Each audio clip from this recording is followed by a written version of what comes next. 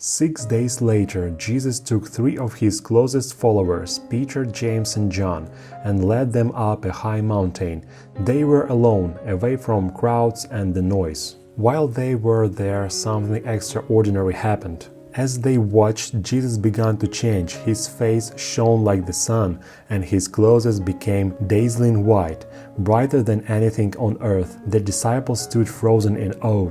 Then suddenly 2 figures appeared with him, Moses and Elijah, speaking with Jesus. They were men from long ago, representing God's law and God's prophets.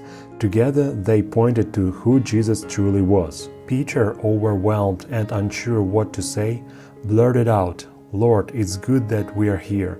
If you want, I will build 3 shelters, one for you, one for Moses, and one for Elijah." While Peter was still speaking, a bright cloud covered them, and from the cloud came a voice, calm, powerful, unmistakable. "This is my beloved Son," the voice said. "I am pleased with him. Listen to him." The disciples fell face down, terrified. But Jesus came to them, touched them gently and said, "Get up, don't be afraid." When they looked up, Moses and Elijah were gone, only Jesus remained. As they walked down the mountain, Jesus told them not to speak about what they had seen until after he had risen from the dead.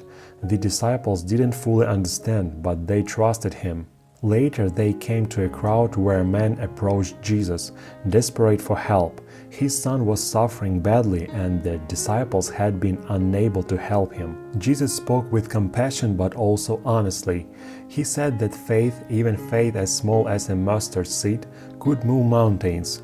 Nothing would be impossible when trust in God was real. Jesus healed the boy, and once again, hope replaced despair. As they traveled together, Jesus spoke quietly to his followers about what was coming. He told them that he would suffer, be handed over, and rise again.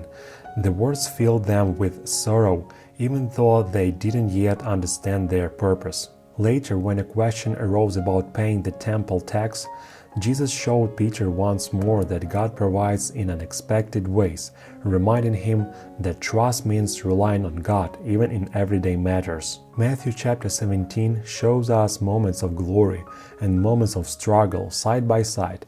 It reminds us that Jesus is both radiant and gentle, powerful and near, and it invites us, like the disciples, not just to admire him, but to listen to him, trust him, and follow him, even when the path ahead isn't fully clear.